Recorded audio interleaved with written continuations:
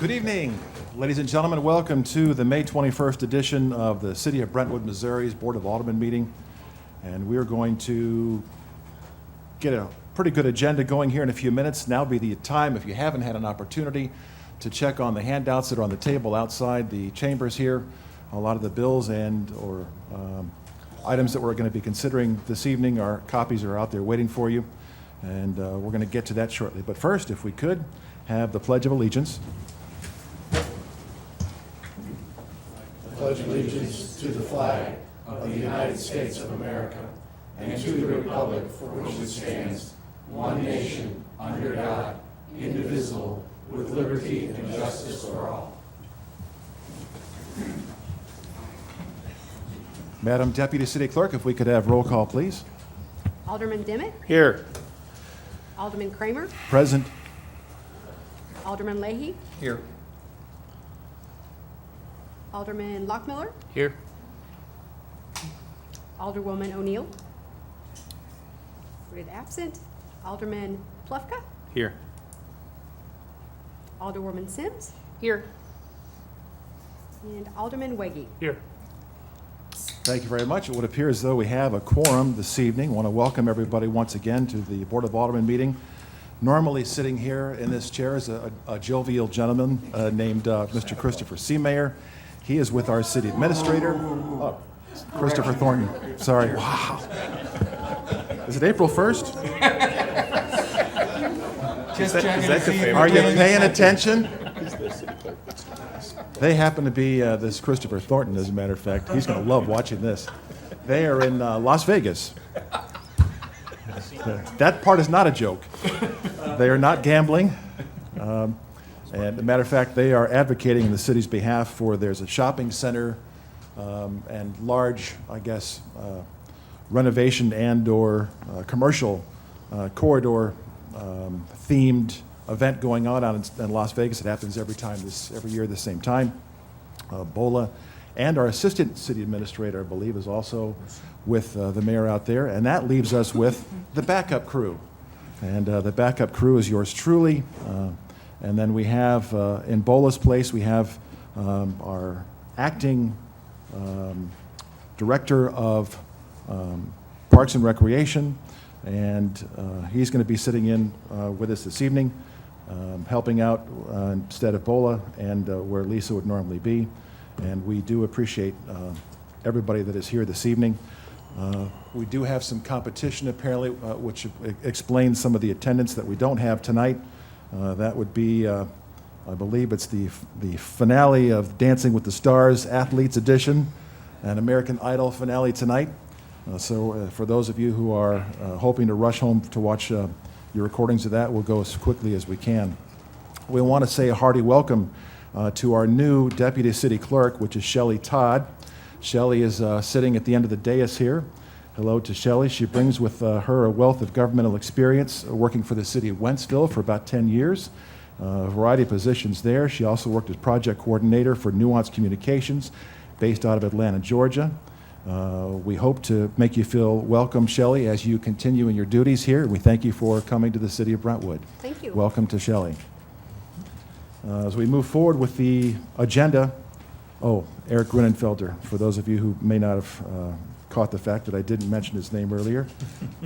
We've got an agenda here this evening for May 21st, 2018, and what we're going to be looking for now is opportunity for any changes, recommended for changes, or to keep the agenda as it is. Make a motion to approve. Second. We have a motion and a second to approve the agenda. All those in favor say aye. Aye. Any opposed? And that motion carries. And we have the next item on the agenda, which is the approval of the minutes for April 16th, 2018. Do we have any changes to those or recommendation for approval as submitted? Alderman Plufka? Thank you. On the May 7th, there's a vote taken under the new business section, and I don't know if this really needs to be changed necessarily, but Alderman Leahy's vote is listed as pass. I'm not sure that's entirely accurate. Are we talking about May 7th? In just 1 second, we're going to do the April I thought you were 16th talking about first. both at the same time. I'm sorry. It's okay. Let's handle them separately if we can. Very good. Do the April 16th first. Does anybody have any potential changes to that set of minutes? And if not, if we could have a motion to approve as submitted, So moved? Second. and a second, and assuming it's okay with everyone to approve by acclamation, go ahead and take, all those in favor say aye. Aye. Any opposed? So those minutes will carry forward as approved, the April 16th, 2018. And now, the next, the May 7th, 2018 minutes, Alderman Plufka. So on page 10 at the top, the roll call is listed, Alderman Leahy is passing, which happened, but then he also came back and voted eventually. And I thought that his vote should be listed in there as well. I agree with Alderman Plufka's assessment. I did vote in the affirmative, but I passed in the initial voting, and they came back. Right. So it should be a yes vote on that. Okay. May I also question, if I may, just in front of that on page 9, we have a vote and a motion. Give me a second, gotta go backwards. Where's page 8? We are talking about the planning and development arrangement made a motion for the special use permit, and O'Neill made a unanimous motion. I'm sorry, this is the, wait a minute. May 7th, or the? This is the May 7th arrangement, but the vote count here, I thought was the vote count for the trucks. Or page 9 into 10? Where did we go with the truck bill? Didn't have one. Because it has Mr. Weggie in the affirmative, and Mr. Weggie, I thought, voted in the negative. I'm sorry, it is correct. Okay. It is correct. I got the pages reversed. Do we have any other potential changes for the minutes of May 7th? And if we could have a motion to approve the May 7th meeting minutes as amended. Moved as amended? And a Second. second. All those in favor say aye. Aye. Any opposed? Those minutes will carry forward for the May 7th meeting. And the next item on the agenda, we have a presentation from Mrs. Bowman. Are you here this evening? There you go. This is the Brentwood Century Foundation. Mrs. Bowman is the secretary, and we have an update on all of your happenings. Yes. Welcome. Can you hear me okay? That's great. My name is Tony Bowman. I am the secretary of the Brentwood Century Foundation and a Brentwood resident. And tonight, I just want to thank you so much for allowing this time for us to report. I'll be giving you an update on what the foundation has been doing since we reported last, which was in November of 2017. I have handed out a packet to you. And for those that are listening from home and in our audience here, I want to let you know that these packets will be located on the Brentwood website under the minutes area of tonight's meeting, as well as the website of the Brentwood Century Foundation, because there's quite a few pages that are in these packets that we will not be addressing tonight, but you could read those at your leisure. And I just want to give you a brief overview of the report, and you can kind of look along with me if you would like. But basically, the Brentwood Century Foundation has been meeting regularly. The board has been meeting regularly. Originally, we met quarterly, but we're meeting every 6 weeks now. We met November 30th, February 28th, and April 19th. Those minutes are in this packet. In February, we had an event. It was the Brentwood Sons and Daughters Art Exhibit. We believe that we had a very good turnout, especially for January. And the report of that exhibit is also in your packet, so you could read a little bit more about what occurred there and the results. The foundation's primary focus for the last few months has been on marketing for all of the events and planning that, as well as event planning and communicating with potential donors. Regarding marketing, we have been working on marketing materials for donors, coordinating marketing plans with the city, as well as creating sponsorship packages for businesses. Regarding the marketing packet, last November, if you might remember, you gave approval to the city administration to speak with our marketing committee to discuss how we're going to proceed with a marketing packet to solicit donations from major donors, because it is our desire with the foundation to be able to gift to the city. And so we have been meeting with city administration, in particular Janet Levy, and she has been a great help to the foundation in that she was able to help us find a marketing firm. She was able to do that for us and recommend a marketing firm. That firm is Almanac, and we have been working with them. Almanac has also obtained printing bids for us, and our board voted to use Jean Dell, a local printer, for those. In addition, we have been working with these marketing plans for the remainder of 2018 and 2019. More information is in your packet about that, but basically, our marketing committee has met with Janet and discussed the items that we will take care of regarding marketing for the rest of this year and next year, as well as what the city would be taking care of. We're also creating a sponsorship packet, and that should be rolled out this summer, where we will be going to different businesses and individuals and giving them that opportunity to donate. We're also investigating memorabilia. I'm very interested in memorabilia myself, and we know many people are. So we're trying to find out what type of memorabilia we might want to offer throughout the centennial. Event planning. Many of us on not only the board, but each board member is a chair of one of the events for next year, and each of those chairs have their own committees. So those committees have been working to plan and to set a timeline and a budget for their events.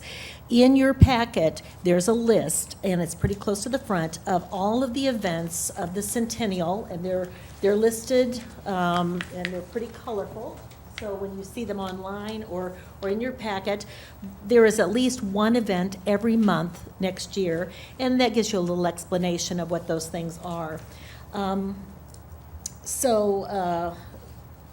That tells you a little bit about that. Donor communications and major donor campaign. The city administration provided to the foundation a list of 6 projects where the foundation might help raise funds. And a list of those are in your packet. So you can look at those. Rich Emery, he is a foundation board member, has agreed to chair this major donor committee that has started meeting, and each potential donor will be contacted directly by someone on the committee within the next few months.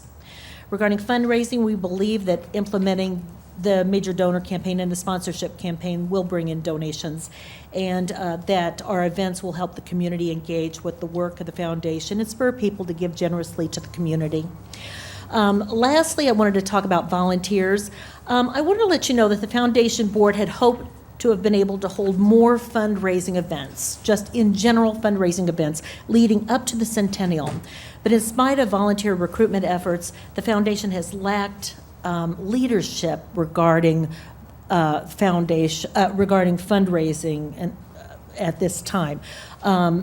However, we do believe that of course, will pick up because of the events that we have. A possible explanation might be that the larger volunteer pools in the city, such as our larger churches, the school district, the chamber, have all been involved in their own initiatives this year. If you think of the last few months, I'm sure that those initiatives will come to mind. However, this time in our history comes once in a lifetime. And we'd like to call on all citizens to stop for a moment to consider our past, our present, and our future, and make plans to memorialize it personally in some way. With that in mind, the foundation would like to encourage our citizens to check your calendars now as you plan your involvement for the rest of this year and next year. If you're involved in a service organization, a church group, a business community, or the schools, consider incorporating a time to reflect on the history of this town and those who have served before us. Consider how and if you're serving one another, and if you have time and are not involved, we would like to bid you to become involved. Set aside time to volunteer for the foundation or give financially to one of the memorial projects. Make time to make history in the next year. The foundation is running monthly ads in the Pulse to solicit volunteers for various events, and we've had some responses. The foundation will have an open meeting for volunteers and a recruiting event for those volunteers the first week of August, and it'll be a barbecue. Finally, we want to thank the city for your support. And there is, like I mentioned, the list of events, and we have much to look forward to. If you have any questions, I could take some now, or you're welcome to contact us at any time, and we'll answer anything. Questions about the project or the timeline, or? Tony, a lot of folks have, seem to be encouraged about the potential for a party of the century. Yes, And that is to take place at the Centennial Plaza yes, on the grounds or I guess the frontage area of the current Community Recreation Center. yes. And Eric, feel free to chime in if you would like to. Where on the grounds is that proposed, or is that known yet? The idea that, and Tony can chip in, is the idea of the conversation is Centennial Plaza, if you look at the current community center, is between kind of the two main planter beds, which is kind of the main aspect of the building. And once that project gets done, you'll kind of have a dedicated event plaza. And so we're looking at, I think, October, November. And so the concept was, if this is still the concept, is to do some tents and some heaters and kind of do almost sort of an outdoor wedding-esque sort of atmosphere, maybe do something inside as well. I don't want to give away everything, but there are plans churning. So like the World's Fair, would this be a permanent structure after the event is over, or temporary just for the event? The plaza is permanent. The tent would be rented and just for the night and gone the next day. Okay. And the funding structure or the donation, the pledge, hope for that is? This is the plan. The plan is, well, first of all, the different committees have outlined a budget of some sort, and those were submitted to Dan, our President Dan Fitzgerald, just within the last month. He's compiling those, and we should have more of a budget in the next couple of months on looking at the full year and all of the events. Specific to the Party of the Century, we believe that we will be selling tickets for that evening event. That should help offset the costs. We're also in the sponsorship packets, soliciting, donations. Corporate donors Corporate and donations and everything naming like rights. that. Absolutely, absolutely. So we'll have to see what happens in the next few months in particular. But I think that you'll know more about that by fall. And some others have expressed excitement at the Gateway Monument. Yes, that is one of the projects that we will be taking to, that's in our brochure, that we will be launching out to possible donors. Okay. And yes, so we're very interested in offering that as a possibility there. So. Thanks to you and your committee members for a lot of awesome work, and we look forward to the building of the momentum towards the Party of the Century. Thank you very much. Thank you. As we move forward on our agenda here this evening, we have the topic of bids. Director Gumersheimer, is that going to be okay? This is the asphalt street project, the remaining streets for the city of Brentwood, 2018. Everyone should have in your packets a memo that we put together, as well as the bid opening results. When we opened the bids on May 7th, we received 5 sealed bids. All of those were complete. The 2 that were the closest were Duraseal Paving and West Contracting. And within the background, that little table, you can see what the summaries were. So a little over $627,600 for Duraseal. West was at basically $644,000. So the delta between the two is $16,447.25, or 2.62%. And then I tried to list the pros and cons of each firm. Both of them were within our 2018 adopted budget. for those 22 streets, I had listed an amount that we had in the budget book, and then what each of those respective bidders had listed for those streets. So it's well within the tolerance for our budget. The pros and cons, West has done work here. They're based in Brentwood. They've done work in 2016, 2017. Duraseal is based out of Barnhart. They have done some municipal work. I checked references on them, confirmed with Rock Hill. They've done paving operations similar to what we were asking for, which is a mill and overlay.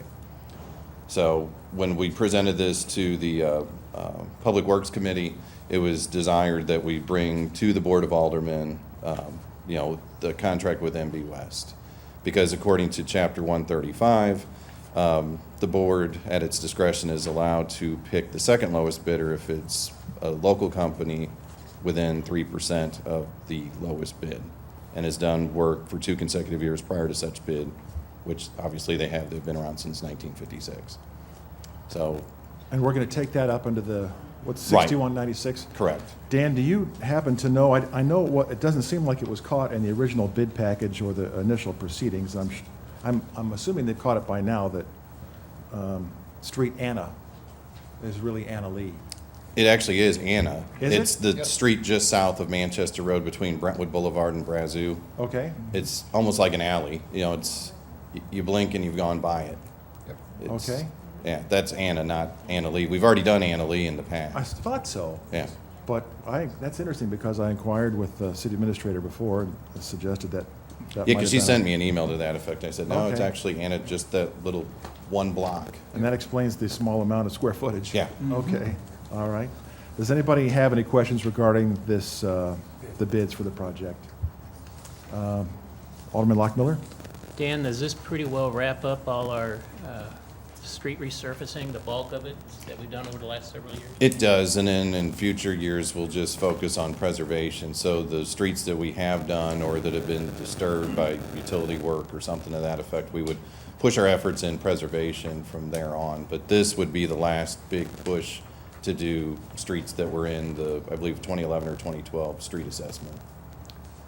Dan, if the board members were to so consider, do we, I don't recall ever having any experience with the name Duraseal, but we probably have some references for them. Right, Yes, they sent me references and I checked those references. The most similar work to what we're asking them to do would be, the city of Rock Hill did a street called Eldridge Avenue for $431,000. And then 2016, their street improvements totaled $767,000. So when I checked the reference, they said, yeah, they did a decent job on the asphalt. They're not really a concrete company, but these are asphalt streets, so it falls within reason. Fenton, they've got a job with them now, but they haven't completed it. And they also have a current job with the city of Pagedale that hasn't been completed. But the Fenton bid just opened at the end of April, so.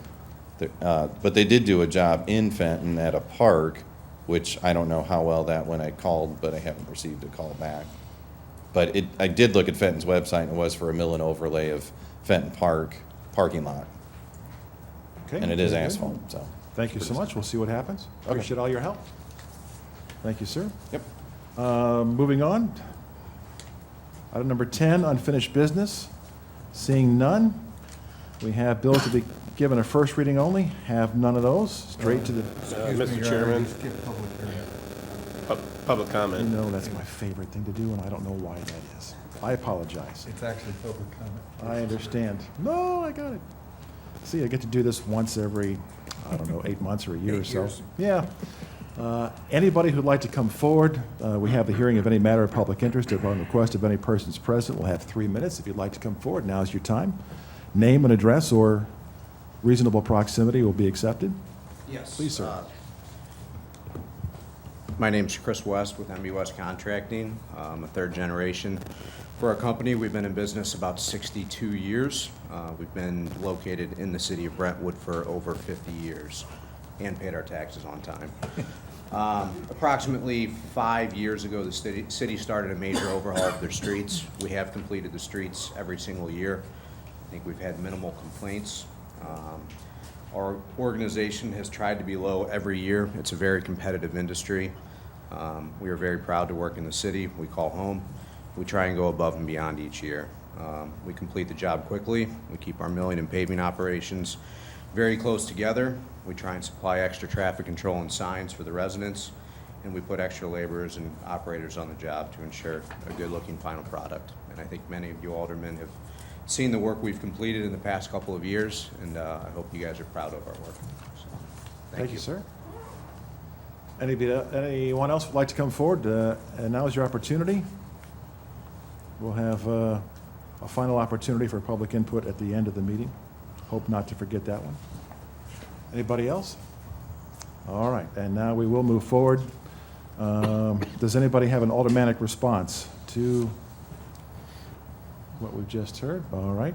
Unfinished business, none. Bills to be given a first reading, none. Bills to be given a second reading only. We're up to bill number 6193.1, the EMS Medical Director Agreement.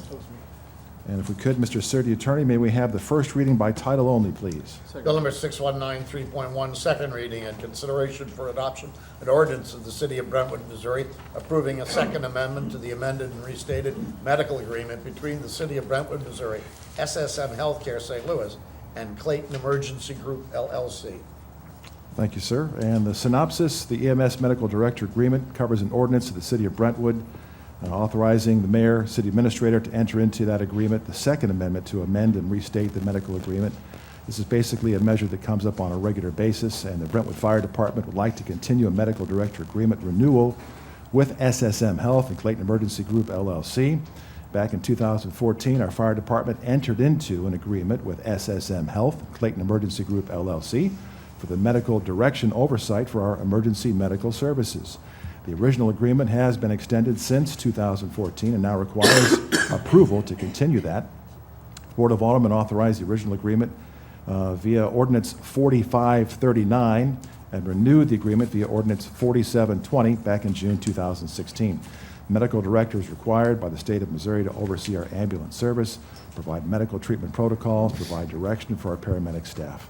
The original agreement included SSM Health and Clayton Emergency Group, LLC, Bill 6193. And Chief Curtin, is there anything that you'd like to add?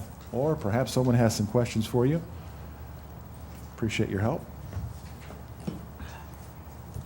Mr. Chairman, there is nothing I need to add, just that this is a no-cost renewal of a contract that just needed the official renewal of the Board of Aldermen. So I'm happy to answer questions if there are any. Okay. Does anybody have any questions for? All right, that was quick. Mr. Chairman, Yes, I'll sir. make the motion to perfect Bill 6193.1 into ordinance form. Second? So moved and seconded. Any questions regarding that motion? Now would be the time. Roll call, please. Alderman Demmett, Yes. Alderman Kramer, Yes. Alderman Leahy, Yes. Alderman Lockmiller, Yes. Alderman Plufka, Yes. Alderman Sims, Yes. and Alderman Wagey. Yes. Go ahead. Bill number 6193.1, as amended, passes upon signature of acting president of the Board of Aldermen, becomes ordinance number 4832. Thank you very much. We are moving right along. And up to the next item on the agenda, Bill 6194. Mr. City Attorney, could we please have the second reading for that bill? Bill number 6194, second reading and consideration for adoption, an ordinance authorizing the mayor and/or city administrator to execute a contract on behalf of the City of Brentwood, Missouri with Kimberly K. Quinn for the purchase of certain real property located in Brentwood, Missouri, known as 8746 Eulalie Avenue, and providing for the effective date of this ordinance. Thank you, sir. We spoke about this at the last meeting, and we have a chance to chat about it again tonight. The Bill 6194 talks about the fact that we're purchasing a property potentially in proximity to the Brentwood City Hall and Fire Station for future expansion of city facilities, additional parking areas, and ADA compliant possibility. The recently adopted comprehensive plan includes a sub-area plan for the South Brentwood Boulevard corridor. The sub-area plan notes the continued development of a town center and inclusion of key landmarks for the city, notably City Hall, library, the fire station, recreation complex within our town center. The plan promotes the continued development of community uses and developing connections between these facilities to create more walkable, pedestrian-friendly town center area. Purchase price of $8746 Eulalie Avenue property set at $195,000 per contract. 10 days after the real estate agreement was signed by both parties, a $5,000 earnest money check was deposited with First American Title Insurance into the escrow account. Estimated closing cost is $5,000. Total acquisition costs, therefore, would be $200,000. On April 2nd, not long ago, the Board of Aldermen voted in closed session on staff recommendation to purchase the property. The votes at that time were as follows. Alderman Plufka, yes. Alderman Dimmitt, no. Alderman Weggie, no. Alderman Sims, yes. Alderman Leahy, no. Alderman Lockmiller, no. Alderman Kramer, yes. Alderwoman O'Neill, yes. There was a tie vote. In that case, Mayor Christopher Thornton voted to break that tie in favor. This particular situation involves a property that was discussed again at the last meeting. One of the topics brought up was our ADA compliance and the compelling nature of our ADA inclusion for this particular facility that we're talking about, which is the fire department. We have tonight here on hand to answer any questions Terry Johnson. Terry actually was brought into the city of Brentwood back in 2012 as the Missouri Partners for Inclusive Recreation, and the topic at that time was to allow the city to have oversight and gain all the insight that we needed to the ADA compliance and the ADA legislation that was in effect at that time. Horner and Schifrin have weighed in, the engineers, apparently with this topic, and their information is that the easiest and most cost-effective way to construct or install the elevator shaft to make the fire department more compliant or in line with our ADA requirement is on the east elevation of the building. Director Grunenfelder, do you have any other information to add? Not at this time. I know that Chief Curtin is here, and again, Terry Johnson is here if there's any questions to add. Again, I know that part of Terry Johnson's role with the city is to evaluate municipal facilities and make sure that they are compliant.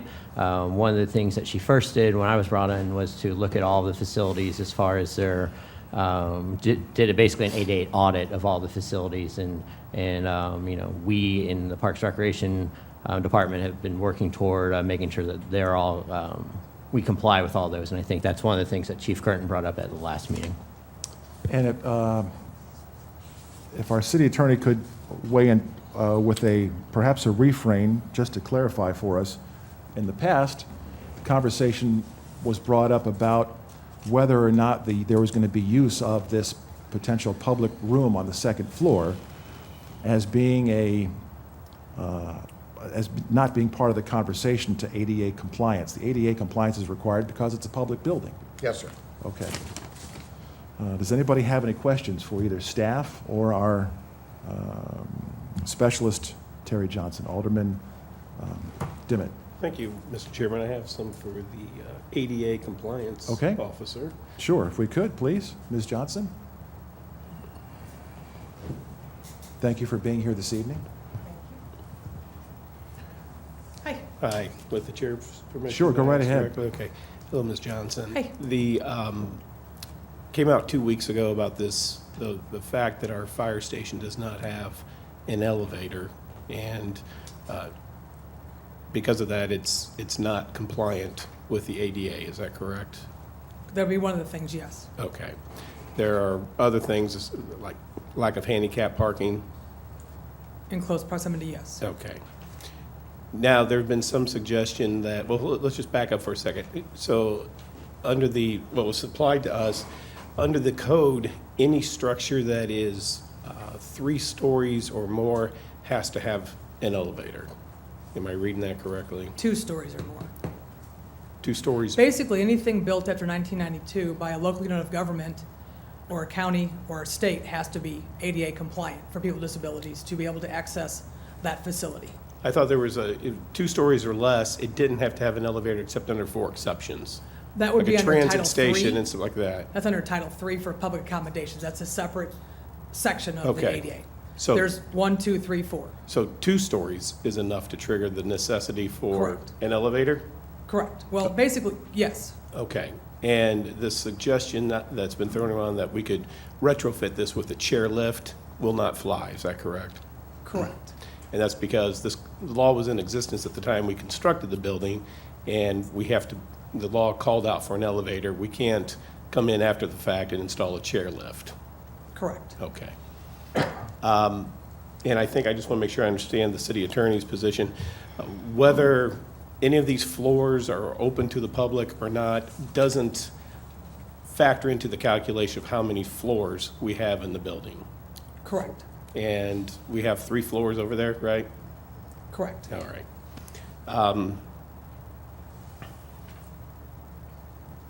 Okay, that's all I have. Anybody else? Any questions? Alderman Plufka? Just real quick, and maybe it's Terry that I need to ask a question of, but with regard to the memo you produced for May 21st, do I read this correctly that, based on kind of the comments that, that Dave had gone back and forth, this would also supply the area whereby we could stripe it for handicap parking? Yes. Okay. Terry pointed out in her report from 2013 that ADA compliant parking with close proximity to access to the building was lacking. Meaning on the same side So of the street, this- is that? Well, I can't be specific to that. You could. Correct.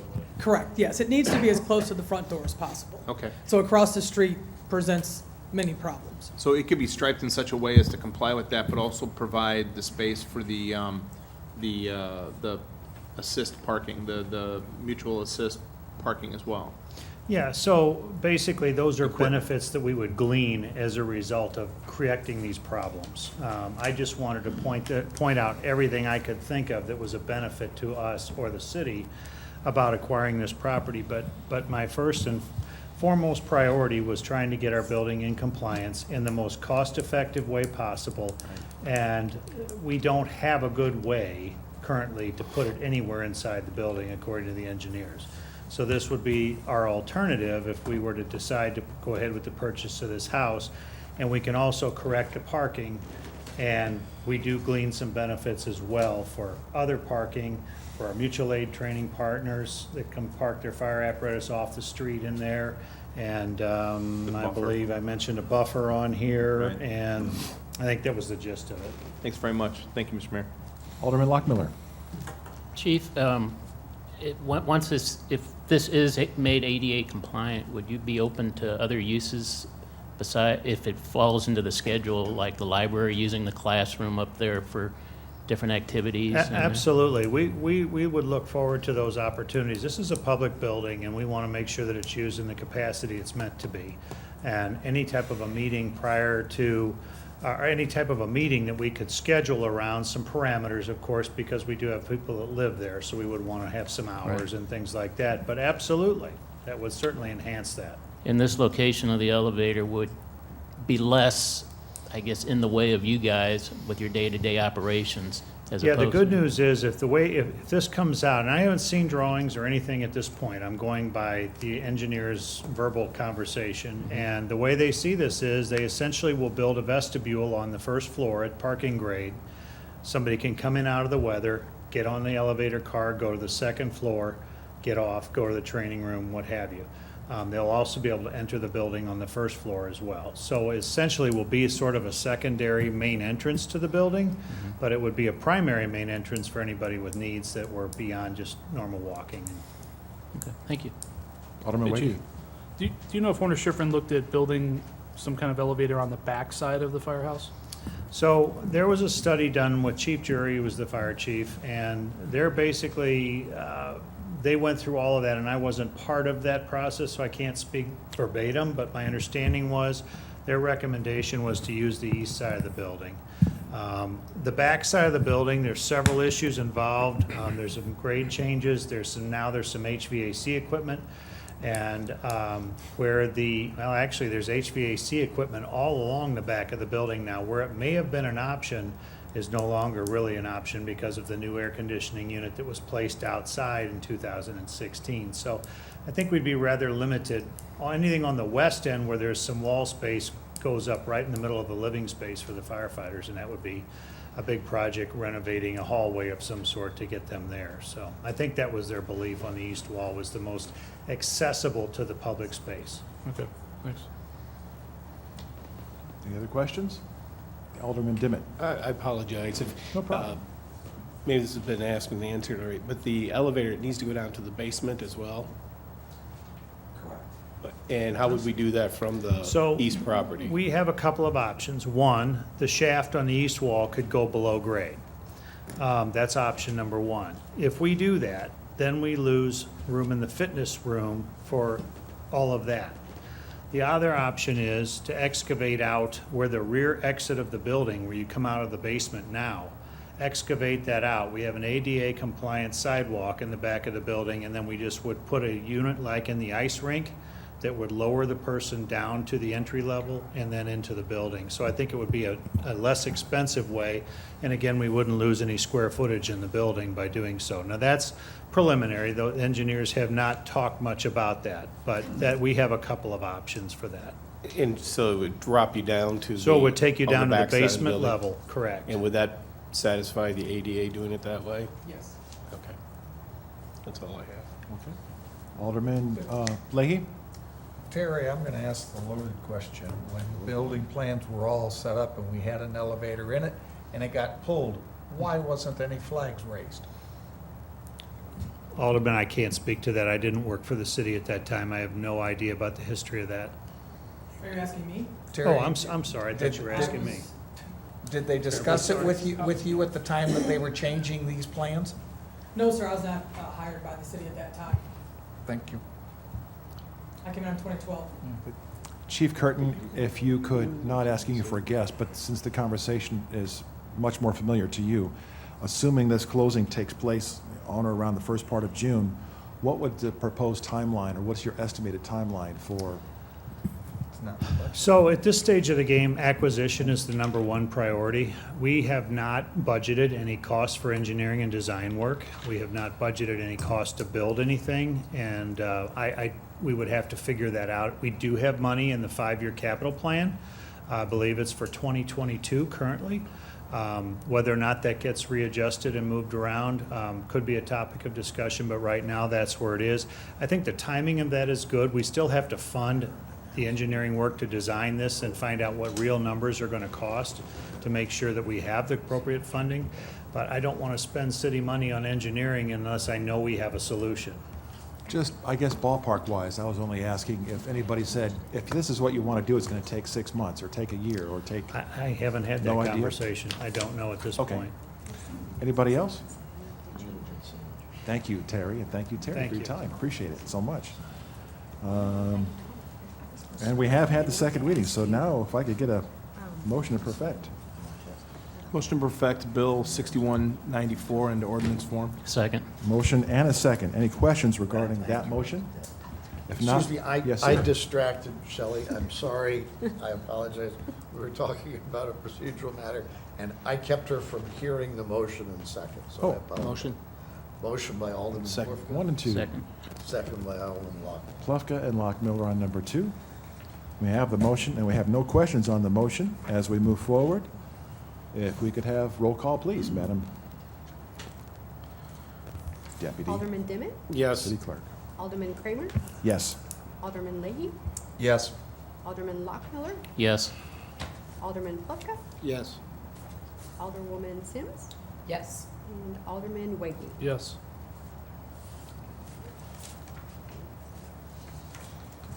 Bill number 6194 passes upon signature of acting president of the Board of Aldermen, becomes ordinance 4833.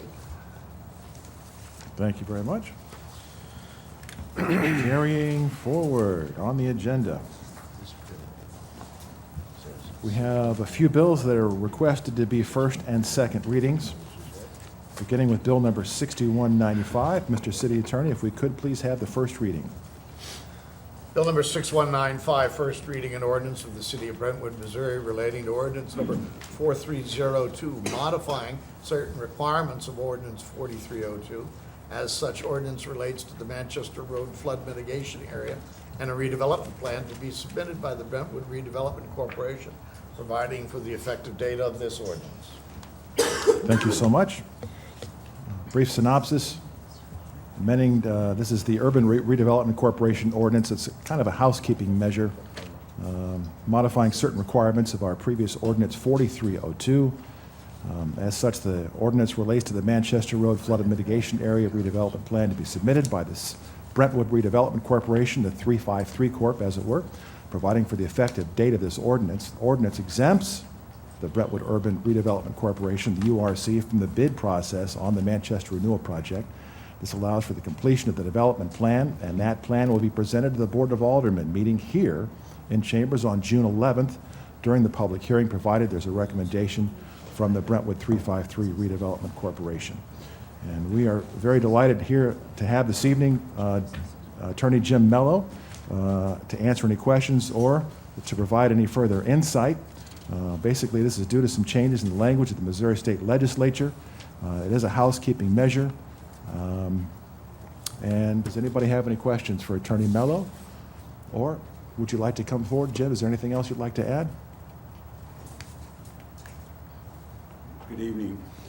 Usually, if nobody has any questions, you keep your mouth shut. But I did want to point out one thing, that the ordinance was modified in 2011 and added a more formal request for proposal process, guidelines for the development plans, and this was all done in connection with the redevelopment of what was the Drury site. So the city wanted to have a formal process in place where we were taking solicitation of bids and so forth. And what we're doing here is really, this is the city acting as the developer, and so we're exempting, going through all the notifications, the hearings, the timeframes and stuff, which would really push us back several months. And given the fact that, you know, this project, the renewal project, is front-loaded with public improvements, we're really not going to be moving to the second phase where we would be considering redevelopment proposals by private entities based on surplus lands being available and so forth. That's years away, and we will require those to be done in a RFP type process if we're not directly involved. So this is just really to recognize that this, and it exempts only the renewal project because it's being done by the city. So it's just try to save ourselves a couple months going forward. And costs too, so. Any questions? Thanks so much for being here. Appreciate it. Mr. City Attorney, if we could please have second reading of Bill number 6195. Bill number 6195, second reading and consideration for adoption. An ordinance of the City of Brentwood, Missouri relating to ordinance number 4302, modifying certain requirements of ordinance 4302 as such ordinance relates to the Manchester Road Flood Mitigation Area and a redevelopment plan to be submitted by the Brentwood Redevelopment Corporation, providing for the effective date of this ordinance. Thank you, sir. And now we have, Your Honor, I'll make the motion to perfect Bill 6195 into ordinance form, please. super. Second. Then we have a second, first and a second. Thank you so much. Now that we have that motion, first and second, are there any questions regarding that motion? And a roll call, please. Alderman Dimick? Yes. Alderman Kramer? Yes. Alderman Leahy? Yes. Alderman Lockmiller? Yes. Alderman Plufka? Yes. Alderwoman Sims? Yes. Alderman Weggie? Yes. Bill number 6195 passes, and upon signature of acting president of the Board of Aldermen becomes ordinance 4834. Thank you so much.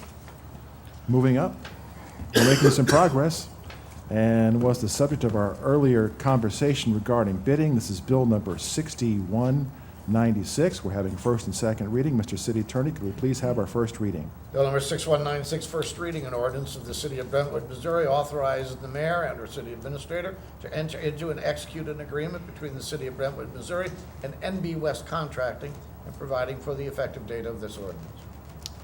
And once again, we discussed this a little bit earlier, but now would be an opportunity if we have Director Gummersheimer, to answer any questions, or is there anything that you'd like to add?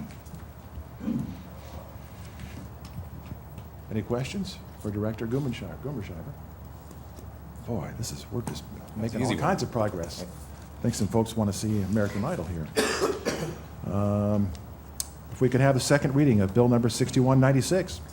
Bill number 6196, second reading, in consideration for adoption, an ordinance of the City of Brentwood, Missouri, authorizing the mayor and/or city administrator to enter into and execute an agreement between the City of Brentwood, Missouri, and NB West Contracting, and providing for the effective date of this ordinance.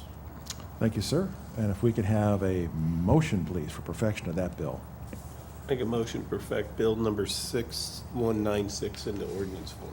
Second. And we have a first and a second before we take the vote. Just for those folks listening in or watching in, this is covering a good number of the remaining streets of the city of Brentwood. This is the 2018 asphalt street project. An ordinance authorizing the execution of an agreement with NB West Contracting for the mill and overlay work of asphalt streets and the capital improvement section of the adopted 2018 budget for the city of Brentwood. A total of 22 streets were bid in that asphalt street RFP. Bids were opened May 7, presented to the Public Works Committee, held on May 9. Our Public Works Committee made a motion to recommend the NB West Contracting bid in the amount of $644,087.11. We've had our first and our second reading, and now it's time for roll call. Alderman Dimmitt, Yes. Alderman Kramer, Yes. Alderman Leahy, No. Alderman Lockmiller, Yes. Alderman Plufka, Yes. Alderwoman Sims, Yes. Alderman Waggy. Yes.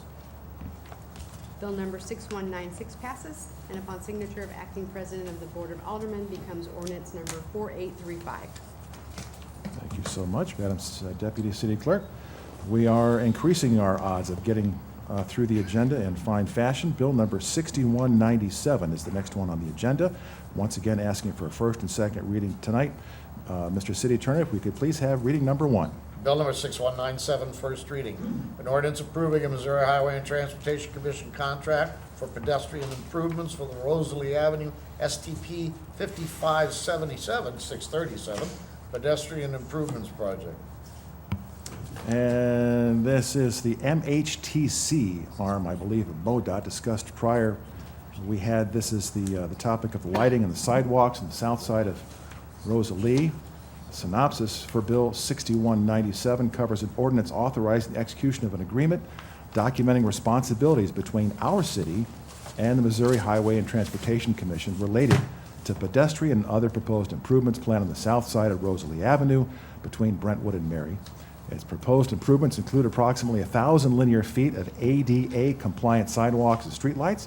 City of Brentwood received approval for the Surface Transportation Project funds in 2017 via Resolution 1071 for the project. The total budgeted amount of the project, $414,955, of which 80%, or $331,964, will be reimbursed back to the City of Brentwood according to the agreement. We're requesting a first and second reading this evening. And before we get to reading number 2, are there any questions for staff? Yeah, some Regarding questions. Alderman Weggie. Can I ask Dan some questions about this? Absolutely. So Dan, as you know, there's a lot of concern being voiced by our residents about this project and uncertainty about what it is. So can you kind of walk me through the timeline as you know it right now of when we would see initial designs, when will this be brought in front of residents? Oh, okay. The big picture. Yeah, this is very similar to projects that we've done in the past. So like Rose Avenue is an STP, Lidsinger was an STP, as is Hanley Industrial Court, which is ongoing right now. It's kind of wrapping up right now. As the synopsis was read, it's 1,000 linear feet, a 5-foot wide ADA compliant sidewalk. It's on the south side of Rosalie from Brentwood Boulevard over to Mary, and it would also have pedestrian lighting. And the lighting would be pretty similar to what you've seen at either, say, Strassner Berm or along Strassner, now part of the Hanley Industrial Court, SDP. This contract will help us do a qualifications-based selection of an engineer who will help us do design. So by doing this, it helps pave the way for getting the QBS out of the way, hiring an engineer, and then actually doing design in 2019. So there won't be really any design work in 18, it'll be in 19. And I kind of broke out in the memo the cost for year over year, so 2019, 20, and 21. But part of the initial design would be concerns about, stray lighting or, is my driveway affected or frontage to their property, things of that nature. So as we go through design, which would be in 2019, there'll be opportunities. Usually you have a 30, a 60, and a 90% design. So there'll be opportunities to ask about lighting questions, about impacts to trees, property. The south side was actually chosen because there's less impact than the north side. The north side has Ameren overhead lines. South side also has properties that the city owns, so the post office, and then 2 other properties on that street belonging to us. So. Okay. Main thing is just let's make sure we stay open and honest about everything. Yeah, we're we'll be doing with bringing this. stuff back to Public Works Committee as it progresses, so we'll have, preliminary design can be something brought to Public Works for discussion. Okay, thank you. Other questions? Alderman Dimmitt? I'm just wondering, will this pay for the lights that stay on during the day, like the ones on Singer? I hope not. But it does bring up an interesting point because they do belong to the city. The Litzinger lights, all of these don't fit into the Ameren criteria. So for perpetuity's sake, once we accept this and go forward, if there's an issue, we have to hire an electrician, we have to get it fixed, that sort of thing, so. Like we are now? Right, because there's actually one that was struck on Litzinger, the third light west of High School Drive. Someone obliterated it. We had to pick it up, and we're in the process of getting quotes to restore it. Okay. So, Thank you.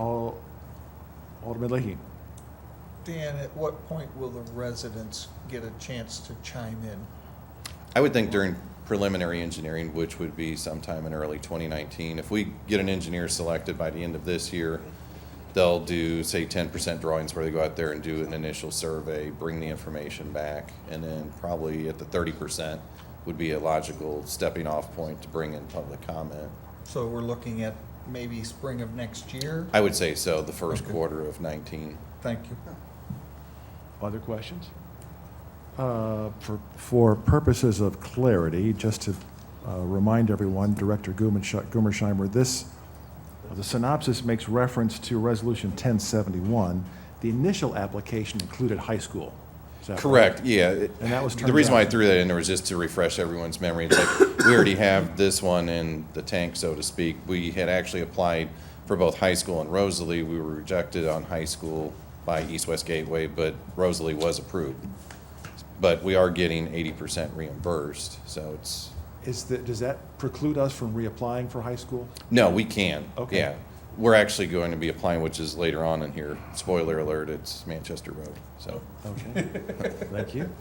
All right, Mr. City Attorney, if we could, please, thank you so much, Dan. Okay. If we could have the second reading, please, for Bill number 6197. Bill number 6197, second reading and consideration for adoption. An ordinance approving a Missouri Highway and Transportation Commission contract for pedestrian improvements with a Rosalie Avenue STP 5577, 637, pedestrian improvements project. Thank you so much. And a motion, please. So moved. Second. All right, we have a motion and a second to perfect that bill into ordinance form. Any questions regarding that motion? Roll call, please. Alderman Dimmitt, Yes. Alderman Kramer, Yes. Alderman Leahy, Yes. Alderman Lockmiller, Yes. Alderman Klufka, Yes. Alderwoman Sims, Yes. Alderwoman Wahey. Yep. Bill number 6197 passes, and upon signature of acting president of the Board of Aldermen becomes ordinance number 4836. Thank you so much. And we are up to the resolution portion of our agenda, having made our way through all the ordinances. First one on the docket here is Resolution 1094. This is the Intergovernmental Cooperation Agreement for Conveyance and Confinement of Prisoner Services. We have discussed this. A resolution authorizing an intergovernmental cooperation agreement between the City of Richmond Heights, Missouri, the City of Brentwood, Missouri, for conveyance and confinement of prisoner services. Exhibit A and Exhibit B to the resolution. Proposed contract with Richmond Heights and the other agencies will be $6,000 per year, plus housing costs to Richmond Heights estimated at $3,500 per year, adjusted by the number of actual prisoners housed. Together, the fees will be approximately $4,500 for the remainder of this year. Will require a budget adjustment from the jail operation funds for this expenditure. And Chief Spees, if he's available. Any questions that you might have for the chief, or do you have any further illumination for us on this resolution?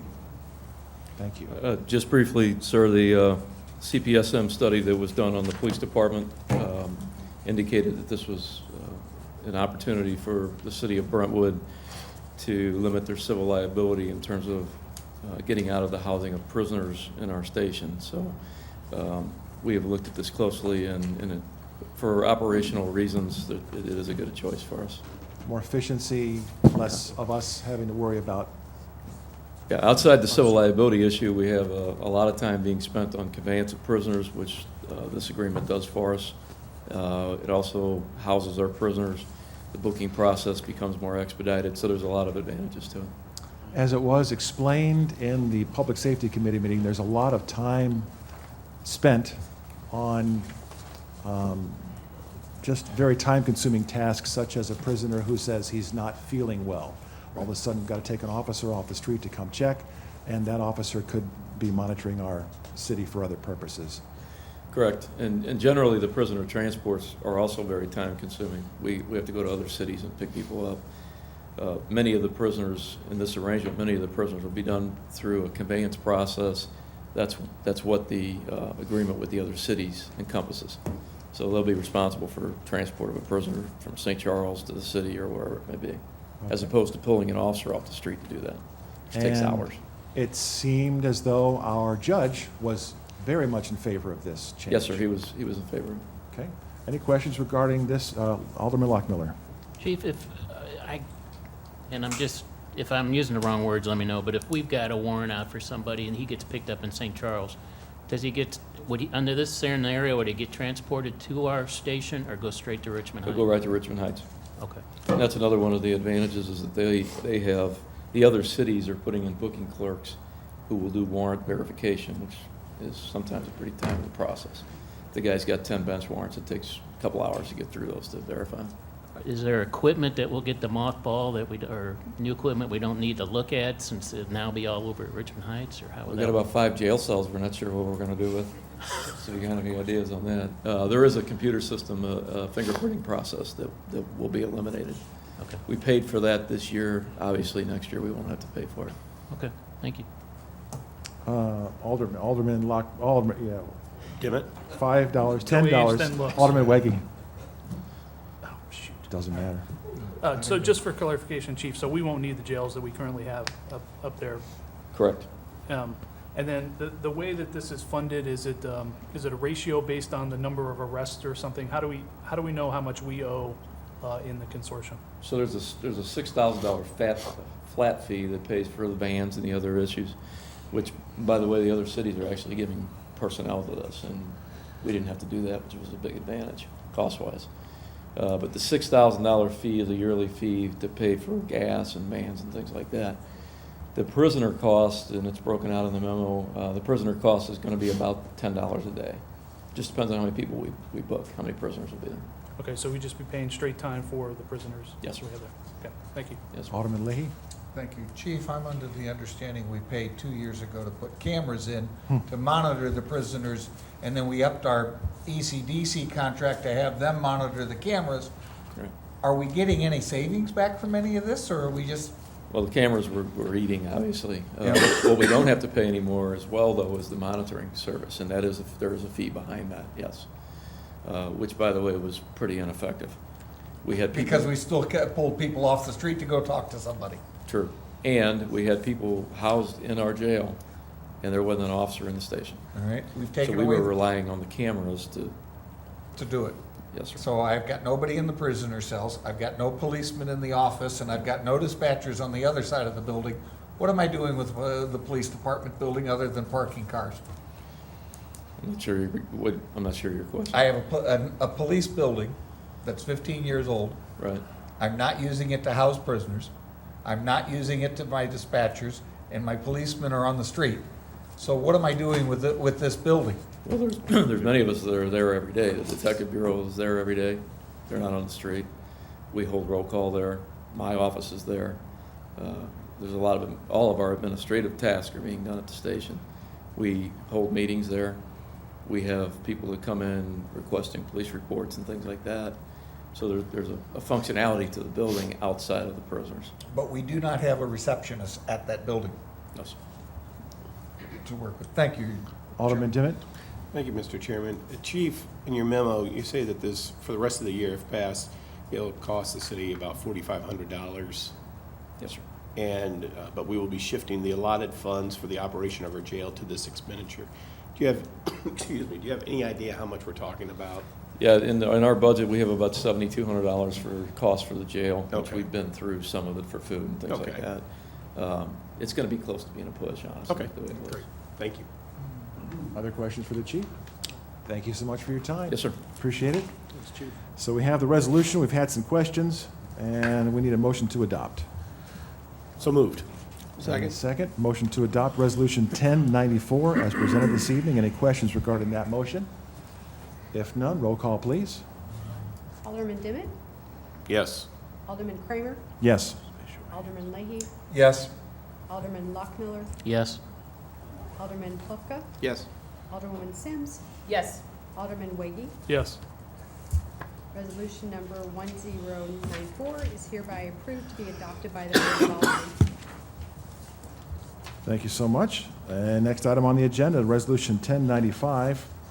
This goes to our STP topic once again for the Manchester Road Corridor Project, and the resolution is for our city declaring the STP-S reimbursement program application for the Manchester Road renewal improvements to be necessary and appropriate, authorizing submittal of an STP-S cost reimbursement application to East-West Gateway prior to the June 14th submittal deadline for up to $1,200,000, of which 80%, or $960,000, will be covered and reimbursed by the federal grant, and 20% of the local match, $240,000, to be paid by our city.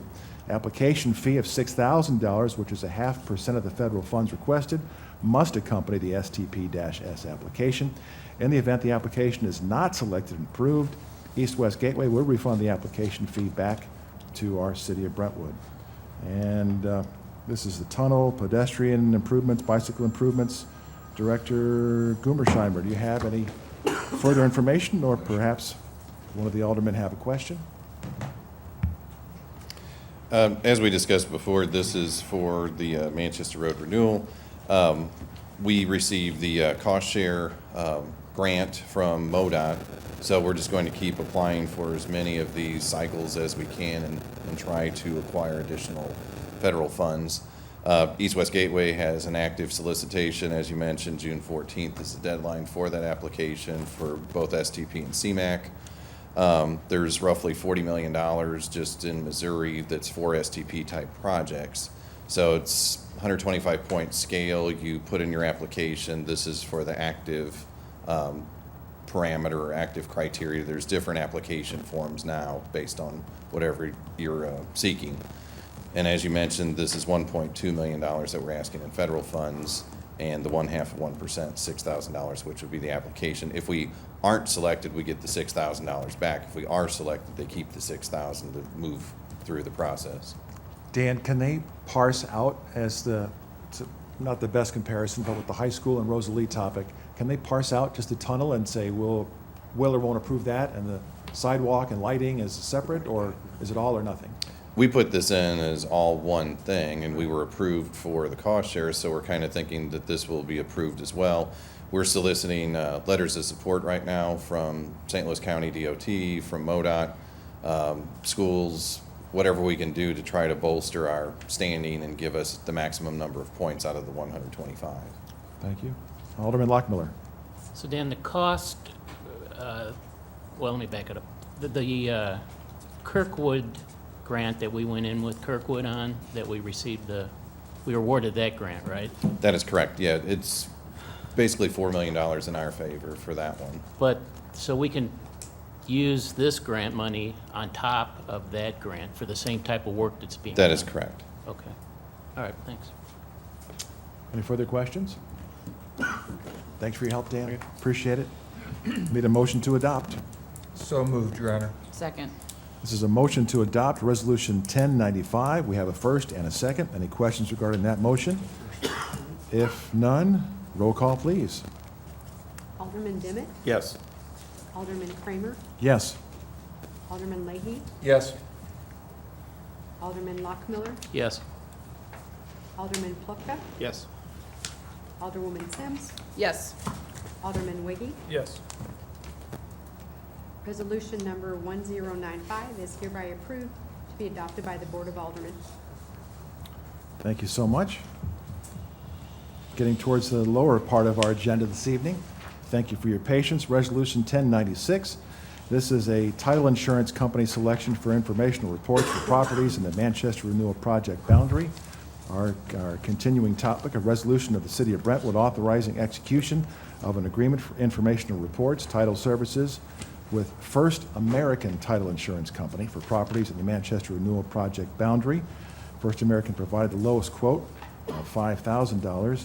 And Director Grunenfelder, do you have any further information about the RFP results? I do. Thank you. The city obtained quotes from 3 title companies for informational title commitments for the properties within the Manchester Renewal Project boundary.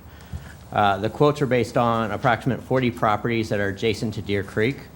They basically asked for a lump sum sort of estimate, and we received the quotes. Their quotes were First American were $5,000, True Title was $11,000, and Old Republic was $14,000.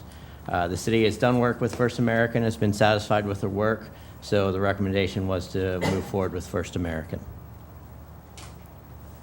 Any questions for Director Grunenfelder? Alderman Leahy. First of all, Your Honor, we're talking Resolution 1096.1.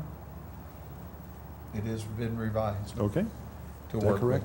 with. Secondly, on page 2 of the contract on Exhibit A, they have us under number 9, or pardon me, page 3, Section 9, that the agreement shall be governed by the laws of the state of California. Since Well, you know. we're here in Missouri and First American is also working here in Missouri and our attorneys are Missouri certified, I would like, if it could be possibly changed, that the governing laws would be the state of Missouri as a motion to change that agreement. And it also shows up in Exhibit B, depending on which way we go. But I'd like it to be under the state of Missouri's if possible. And in the earlier questions that I sent to the attorneys, it is possible to make that request of First American. Mr. City Attorney, I believe the company in question here is in California. Does that impact the agreement or no? I understand that's where they're headquartered. Mr. Mello is here, but it's, and he's been dealing with this in his service on the Manchester Renewal. But I'm understanding from his office this afternoon that the company is agreeable to making that change. Okay. Alderman Demmett. Can we hear from somebody whether or not California or Missouri is more advantageous over one? Attorney Mello, please, Oh. sir. Well, I can't answer the question. I'm not licensed in California. We do have attorneys licensed in California. But I think the big focus should be on the fact that these are not final documents. These are initial evaluations of title. So we're not taking a policy. We're getting an initial reading. So I think I think Missouri law is the way we should go in terms of the initial assessment that's done on these properties. So, Thank you. Any other questions? So, I've got one. Alderwoman Sims. I'm not sure to whom this is directed. You, as you stated earlier, it was just informational, but typically the title insurance company that issues the letter commitment then maybe evolves into title insurance. One, will this ever evolve into the acquisition of title insurance? And if so, or maybe, do we have an understanding of what the policy premium is? So this isn't a teaser rate for more expensive title insurance? well, nothing binds the city to use this title company for their final title insurance. And we've got a long way to go. We don't know precisely what properties are going to be acquired, whether there's going to be partial acquisitions or easements. So we need to understand, and that's why that's the quote that we're given is a more of a, just a scanning research of what the condition of title is. We've come across sections of this area that, you know, there's confusion as to where the city's right-of-ways are, where the easements are at, and we just need to get a better understanding of that before we start pursuing actual acquisition. But sitting here tonight, I can't tell you which properties we're acquiring, so we're not in a position of getting title insurance. So then, can I continue? Go right So ahead. regardless of whether that's down the line, we'd have to do this anyway, and then we'll probably have to do that process again. And that's why we got a lump sum quote that's very reasonable, you know, because you would never get title insurance for 40 properties for $5,000. So it's basically an overview look. We'll get a report on it, and we'll have a good understanding of what the property is, but we're still going to have to get the final property title insurance when we acquire whatever interest we acquire in a specific property. So we're at the very initial stages. But we didn't want to go so far down the road and then, you know, discover that we've got a title problem. We want to get an idea of where we're at on that sooner than later, if that helps. Okay, thanks. Anybody else? Alderman Leahy. I have a motion on the floor, Your Honor, to change it to the state of Missouri. I need a second if it's for lack of second. Or we could just do resolution 1096.1. Mr. City Attorney, can you confirm? The one I have in my packet does not say that. Is that the correct number? 1096.1? It was circulated this morning, Yes. a revised draft of the resolution. Okay. All The right. exhibits are the same. The resolution was reworded. Okay. Would you be amenable to a motion? If you amenable to a motion that would approve or adopt the resolution 1096.1 as amended? The motion With the is to amendment. amend it first. We can, if you, I think that doesn't should be- matter to me. That's the motion on the floor, Your Honor. Okay. Doesn't appear as though we have a second. Thank you. Okay. Could we have a motion to perfect or adopt resolution number 1096.1? Or a motion to change it? So moved. Second. Okay, we have a motion to adopt resolution 1096.1 as Mr. Chairman, presented. excuse me, but I believe the motion to amend the exhibit would take precedence over the motion to pass the resolution. Motion to amend generally under Robert's rules is addressed before the main motion to adopt the. We didn't have a second, Oh, there was no second on it? Correct. I'm sorry. Okay. so we just proceeded. So we have a motion and a second now to adopt resolution 1096.1 as presented?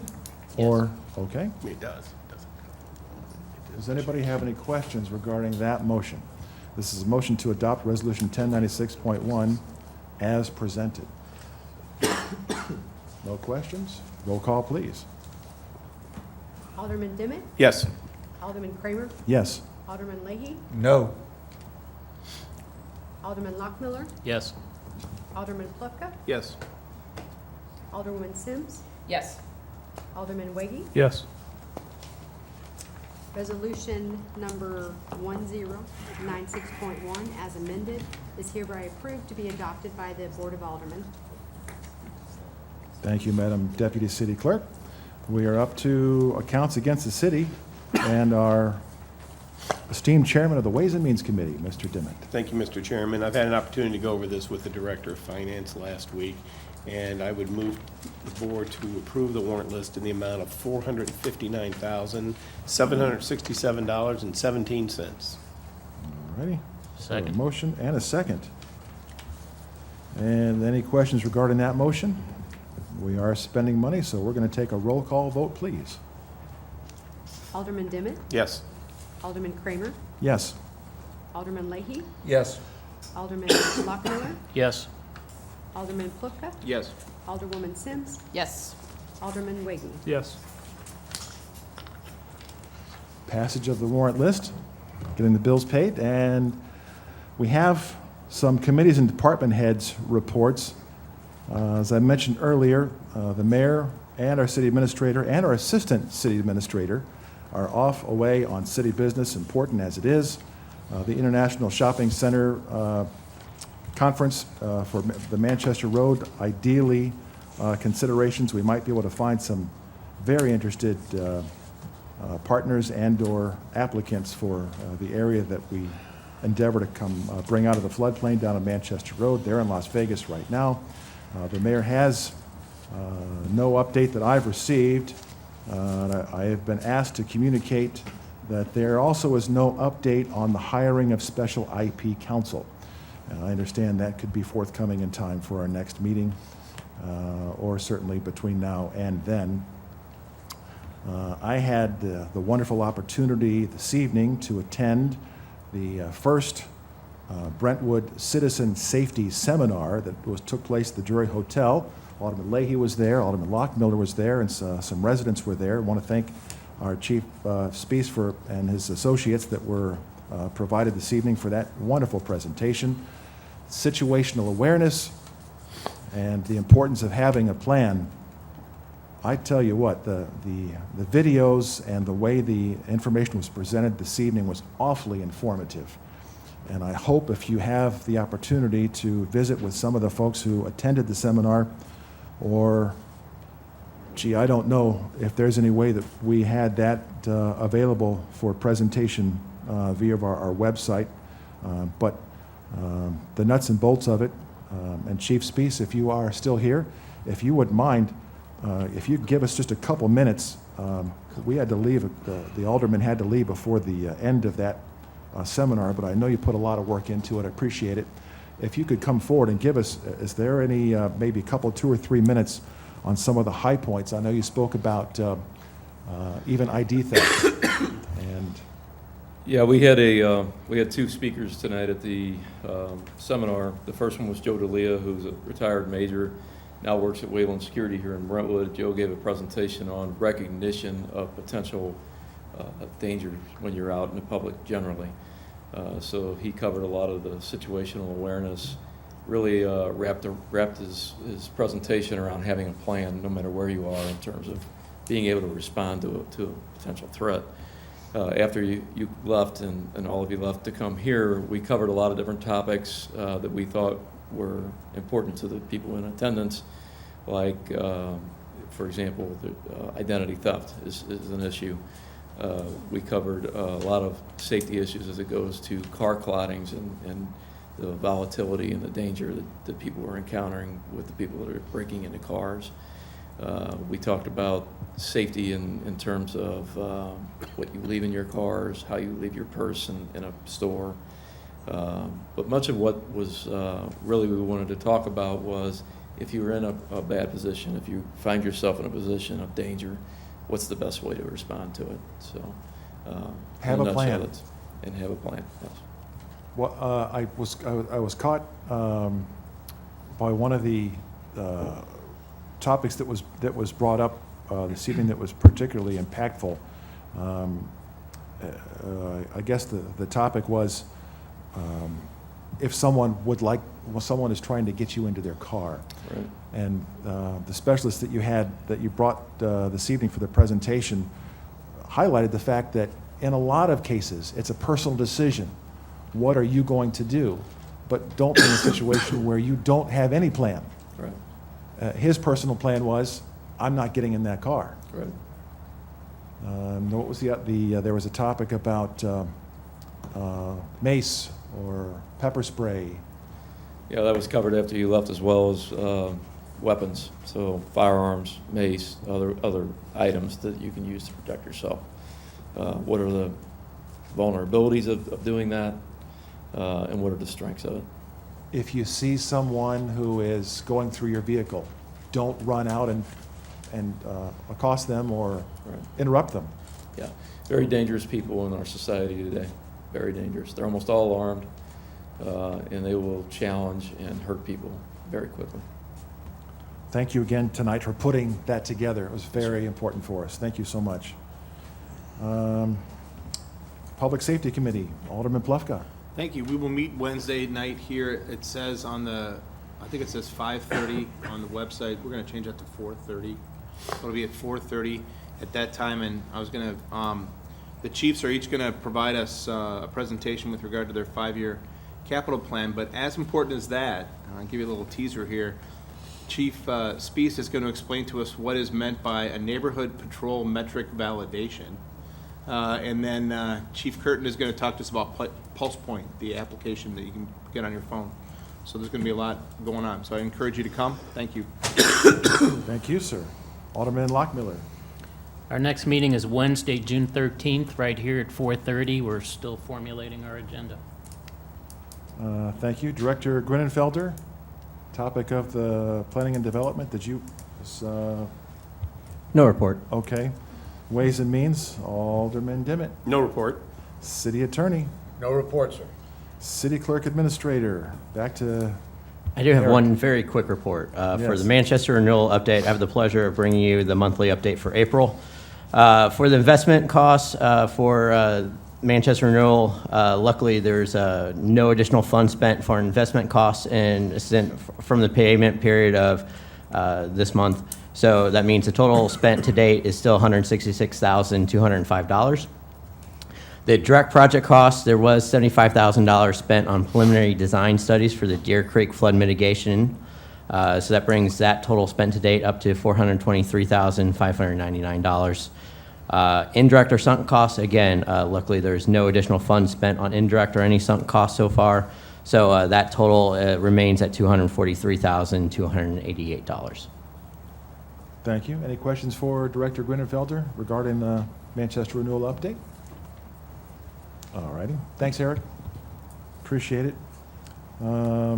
So we have an opportunity for our Excise Commissioner who, yes, ma'am. No report. Okay. Library Liaison? Noah Saki. Municipal League? None to report that I know of. And any announcements? Alderman Leahy. How did I Thank know you. that was happening? Thank you, Your Honor. The Ward 3 meeting for the month of May will be Tuesday night, the 29th at 7 p.m. here. We might start just a little bit late because there is a program just in front of that we have a commitment with, but we will be holding that meeting. Okay. And any other announcements? Alderman Dimmitt. Thank you, Mr. Chairman. Ward 1 will have its meeting next Tuesday, May 29th at 6:30. Thank you. Any other announcements? New business or anything of import that we need to bring up? Alderman Leahy. Two issues, Your Honor, to bring to the city's attention. The elections were held back in April, and according to the code, it says at the first meeting after the certification, we establish all the committees and stuff. In the mayor's absence, if we can at least remind the city administrator and the mayor that we still need to get the committee assignments established. The second issue that I'd like to bring up is last meeting that we had, the board voted to go to the IP issue with the program on the GPS positioning and routing. We did not address the fact that we have a contract with its U.S. fleet for the GPS collection of the data, that if we're not going to have a program that allows us to read the data, we are spending $29 per month per vehicle for the 32 vehicles that have GPS on them, that maybe we should also suspend that contract because we can't read the data. Okay. Director Grinenfelder, are you aware of this situation? That is this the first time you're hearing this? I understand that Alderman Dimmitt has a point, and I'll let him make his point first. There we go. Go right ahead. Alderman Dimmitt, you go right ahead. I might be able to shed some light on this, Mr. Chairman. My understanding from talking to the city administrator is that U.S. Fleet it's required under ECDC to have those devices, and we're paying U.S. Fleet for that, for at least as far as the police vehicles and the fire vehicles are concerned. So we cannot get rid of the contract relating to tracking those devices. In the other city-owned vehicles, I don't know that the purpose, I don't know what the purpose was for putting them in the other ones. Does that answer part of your question? I'm just making sure that we didn't jump over something, because I think we're spending 29 times 32, whatever that is per month. But if we can't do anything with the data we've created, just spending money to spend money. No, again, we have to do it under the ECDC. They require us to have those in the GPS devices in the automobiles. Alderman If Wood. that- Alderman Weggie, you go right ahead. So the contract with US Fleet is to get the GPS data from the devices. That's what we're paying for, the cellular signal, all that stuff. That data is accessible. It's there. And I can tell you, I mean, and I'm not sure what Dan uses, but we use that data for things like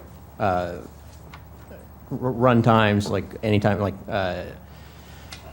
idle times, and we're looking at things to make our fleets run more efficiently. So I know we're using that data. I'm sure Dan is too. So it's not, in our two departments. So I know Alderman Dimon is correct. It is required in the police and fire departments for ECDC, and Public Works and Parks are using it to try to be more efficient in our fleets. Mr. Chairman, Alderman Leahy. that's going to beg a big question.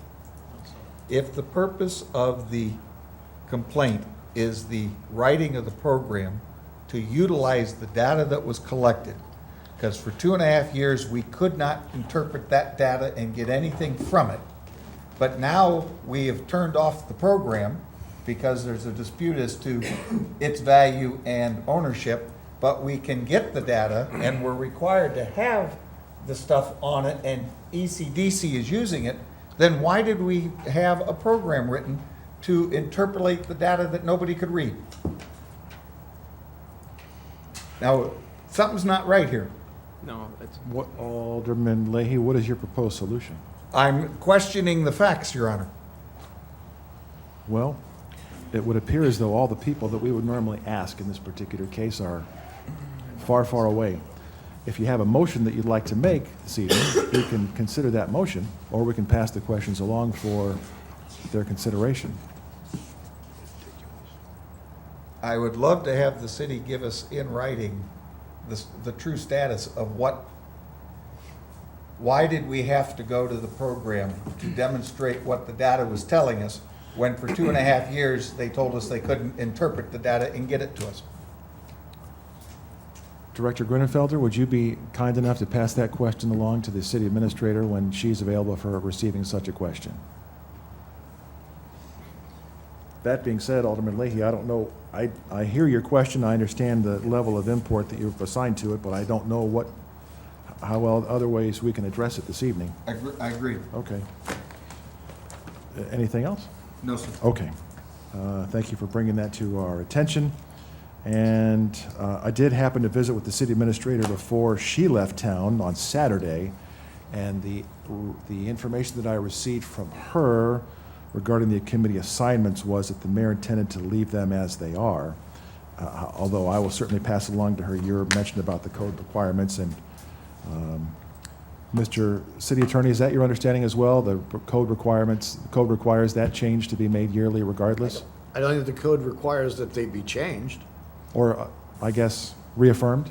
I haven't looked at the section. I Okay. will do so. We'll inquire about that for you. Thank you.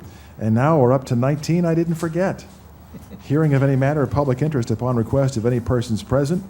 Now's an opportunity to come forward. You'll have 3 minutes. Name, address, please, if you could, or reasonable thereabouts. I'm Sally Westenberger. I live on Bremerton Road. I need a clarification from the city clerk on ordinance 6193.1. I heard you give it the ordinance number of 4833, and then when it comes to 6194, I heard you give it the same ordinance number. Let's check that out. That would have been me. Please stand by while we retrieve that City information. clerk.